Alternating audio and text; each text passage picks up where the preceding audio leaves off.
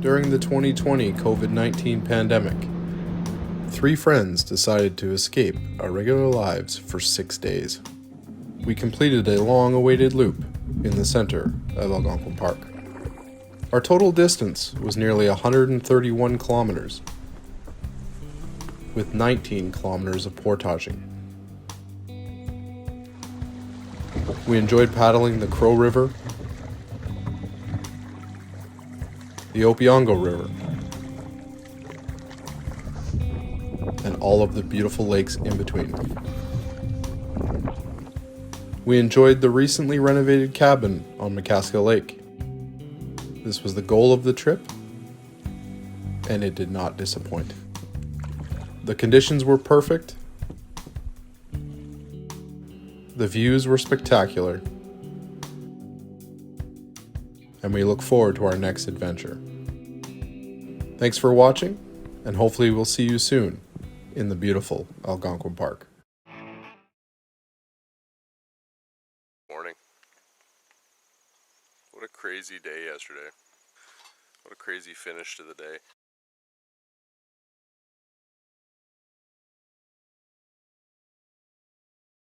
We stayed at the cabin last night.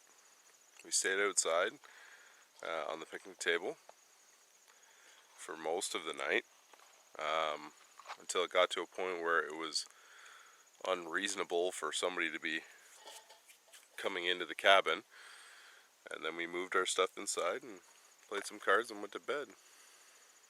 It was a great night. Got a good sleep. That's 3 nights in a row we've been at a cabin in Algonquin. Yeah, it was an awesome night. So today we are working our way, we are now ahead of schedule, well ahead of schedule. We're working our way north from here, up the portages, into Annie Bay.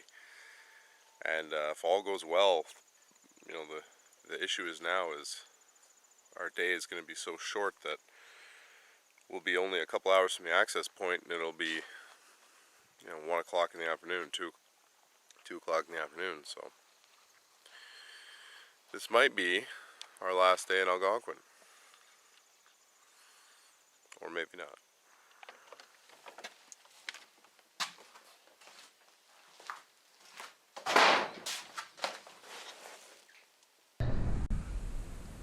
Let's get a quick video of the worst part of camping. Putting on the wet old sock. Putting on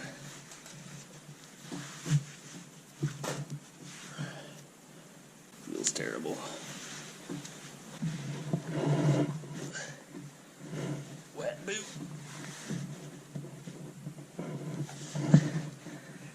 It's time to go.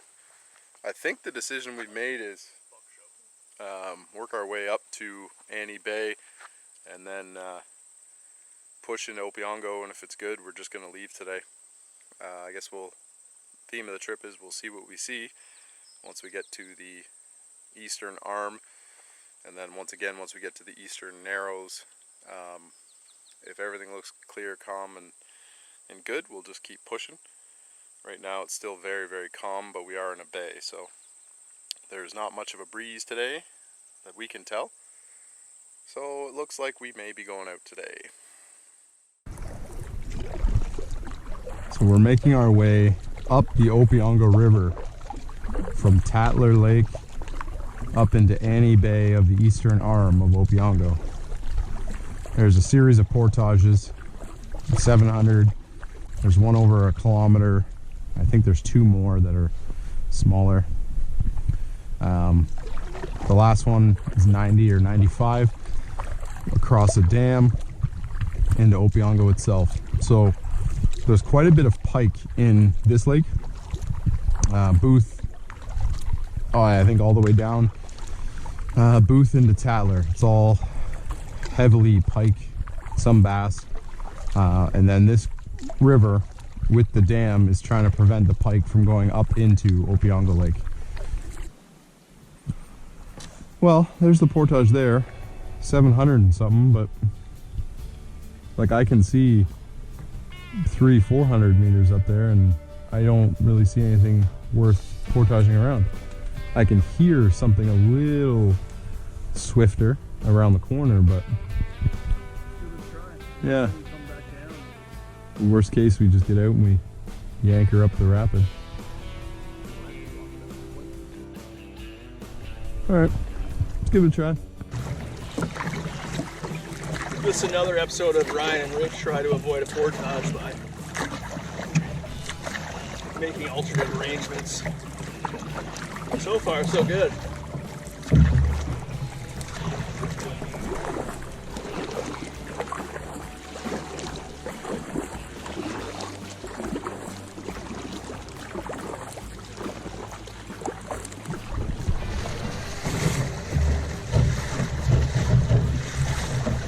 Think we try paddle again?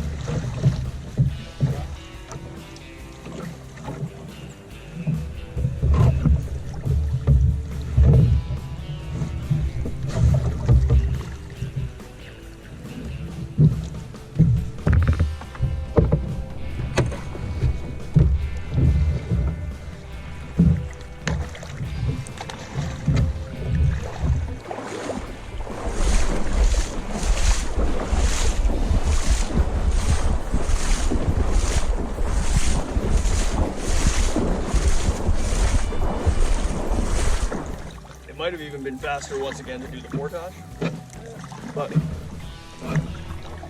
no, and certainly more enjoyable. My shoulders feel better. I don't see the end of the portage yet. Anyway, I guess the moral of the story is if the water is high enough, use your own judgment, but you can go down it and you can certainly paddle/walk up it. And that is the 770 Opeongo portage.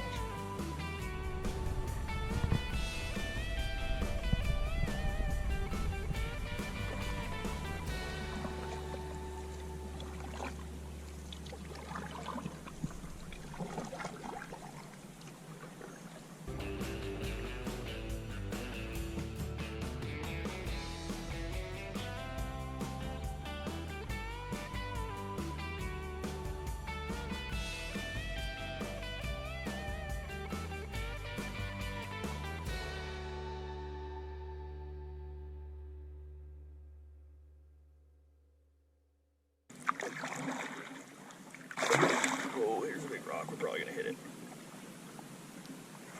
Oh, must have just skimmed over that.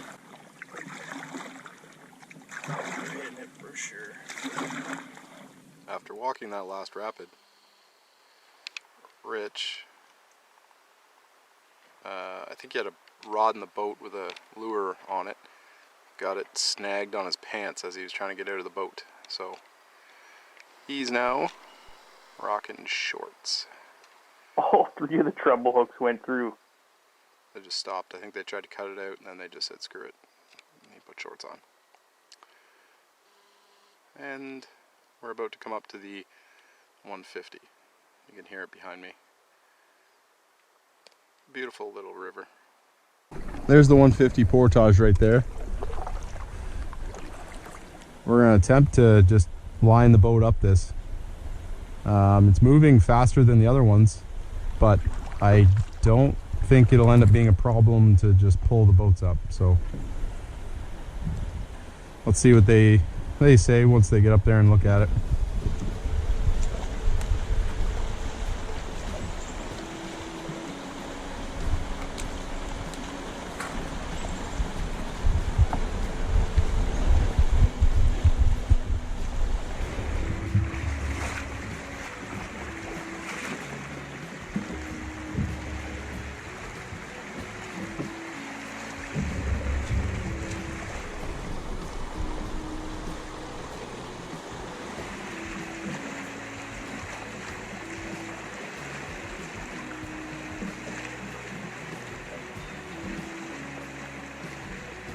I think we might actually have to do this portage.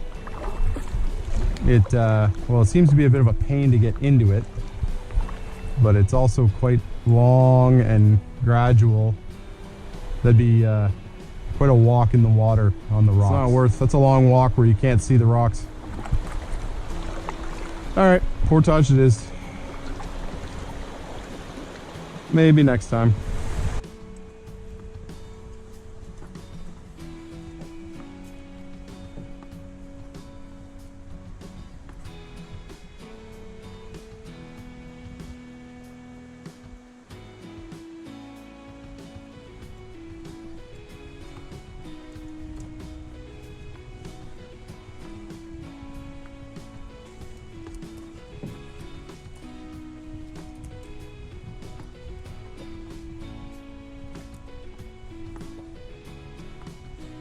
So we're approaching the 1,000. This is our second last portage of the trip, and it looks like you can go up it, but it's a 1,000-meter portage. There's tons of rapids.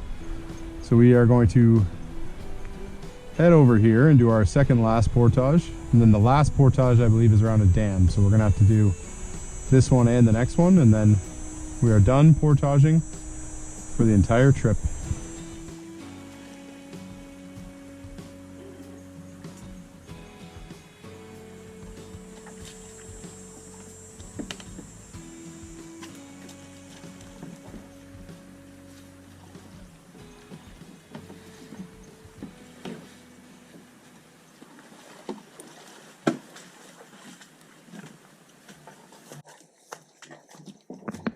This is the last real portage of the trip. I think it's almost exactly 1,000 meters. So 1 kilometer. And then all we have after that is a 90-meter around the dam.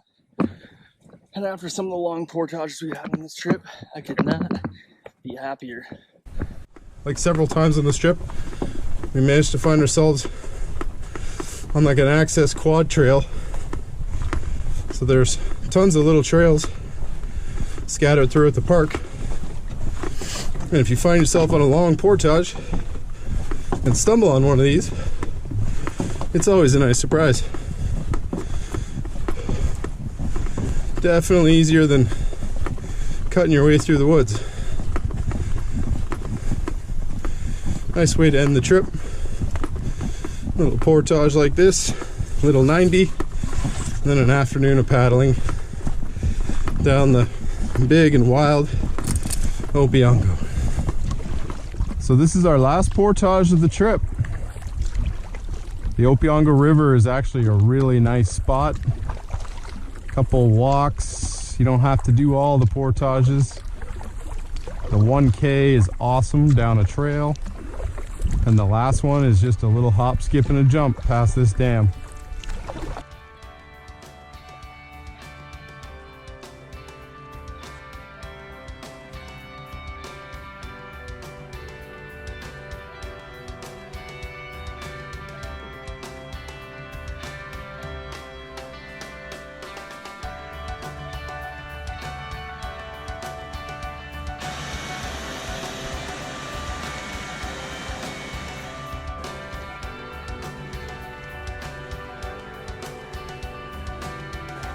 Bye, buddy.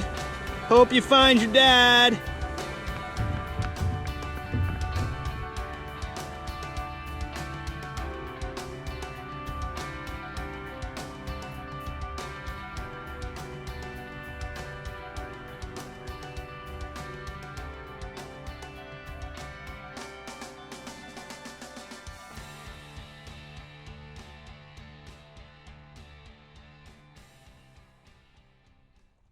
So we've been blessed again on this trip. So this is looking like northeast up Annie Bay of Opeongo, East Arm. And she's super calm, all things considered. Just a slight whisper of a breeze. But we're gonna make short work of this bay, relatively. Hang the corner into the East Arm, and if it's just like this, I think we're made in the shade the rest of the day.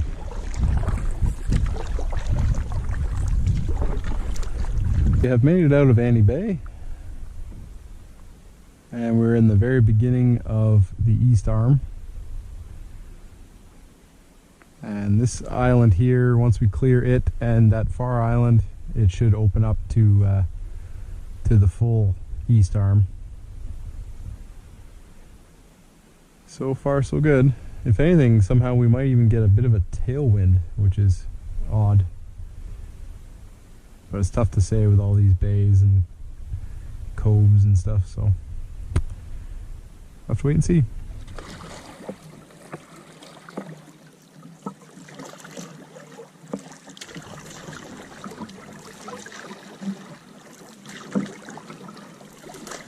At least 1:30, 2 o'clock, and we've almost, 75% done the east arm. So we stopped for lunch at our regular lunch by the campsites on like the third last point before you get to the Narrows, which should be right here. So it is a non-prevailing wind going from right to left. Not anything crazy, just enough to assist a little bit. So we're gonna pull out and then try and catch the bit of the jet stream around the corner. And then we're into the south arm, and it's dead south.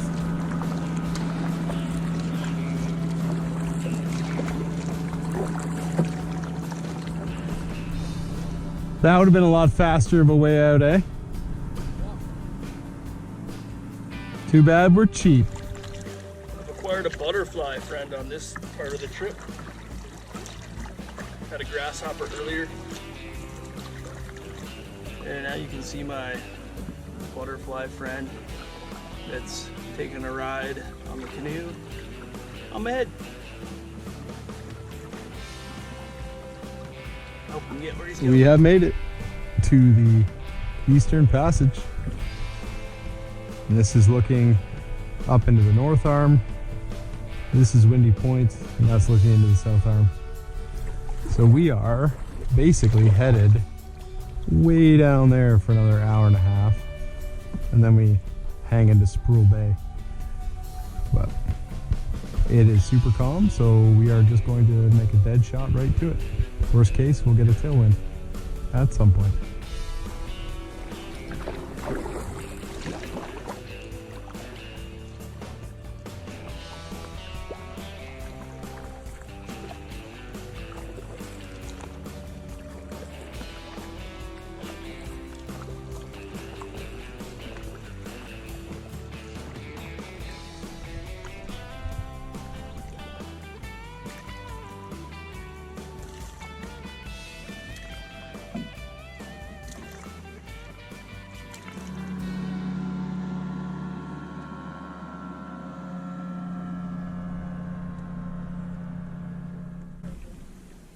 .3:30, and we have rounded the last corner into Sproul Bay. And as you can see, the access point is right in front of us, and this will end our summer journey. We're going out a day early because of having to push on last night and having excellent paddling conditions on Opeongo today. We decided to just continue what we started last night and just push. There's no sense camping on Opeongo just to leave tomorrow, so we pushed on and we'll be leaving today.